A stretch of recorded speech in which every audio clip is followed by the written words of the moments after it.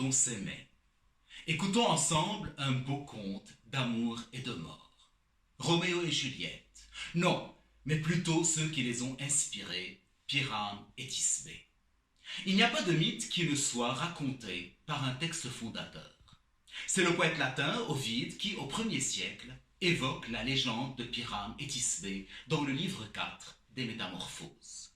Le récit dit que Pyrame et Thisbé habitent dans 2 maisons contiguës près de Babylone. Ils s'aiment, mais n'ont pas le droit de s'aimer. Le mythe n'en donne pas les raisons. Les parents sont ennemis, voilà tout, et un mur les sépare. Les amants s'arrangent pour creuser une fente dans la muraille, se chuchoter leur amour, si bien qu'un beau soir, ils se donnent rendez-vous près du cimetière sous un mûrier. Thisbé arrive en premier, se fait agresser par une lionne et s'enfuit en laissant tomber derrière elle son voile ensanglanté. Quand Pyrame arrive, il regarde le chiffon pourpre de sa bien-aimée, s'affole et se donne la mort. Thisbé revient et c'est alors qu'elle laisse tomber sa poitrine sur le fer encore chaud du sang de Pyrame. La tension antagoniste consiste d'une part dans l'interdiction exercée par les parents de s'aimer et d'autre part dans la transgression pour vivre leur amour. La rencontre amoureuse s'inverse en une mort amoureuse. Les symboles, eux, nous aident à mieux comprendre le mythe. Bien entendu, le mur représente avant tout la cloison dotée d'une ambivalence psychologique.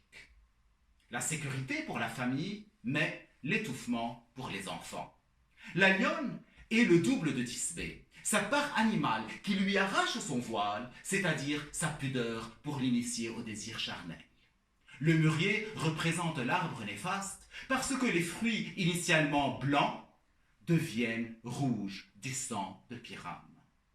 L'obstacle se concrétise dans le mur. Mur jaloux, pourquoi t'opposes-tu à notre amour? Mais l'obstacle devient le but ultime de cet amour, ce qui stimule le désir. C'est l'obstacle qui me permet d'éprouver, de sentir mon amour, car nous préférons toujours ce qui brûle en nous à ce qui nous apaise.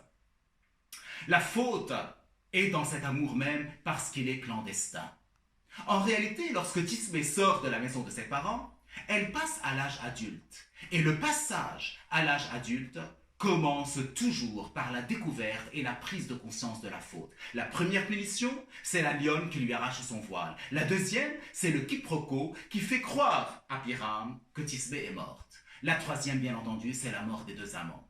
Le monde extérieur représente la loi, le surmoi qui châtie l'impulsivité de la jeunesse. Mais peu importe, puisque Pyrame et Thisbé réussissent à former l'être boule à nouveau. Je te suivrai au-delà de cette vie, dit Thisbé. L'union dans le tombeau sauvegarde l'amour à l'état pur. Il se serait dégradé s'il s'était réalisé. Mais non, l'amour reste inaltéré, incorruptible. Et c'est justement cette union originelle qui consacre la jeunesse de l'amour. Jusqu'où alors peut-on s'aimer? Jusqu'à la mort. L'amour n'est intense qu'à se retirer du monde, à s'exiler du monde, pour se retrouver à jamais dans l'éternité.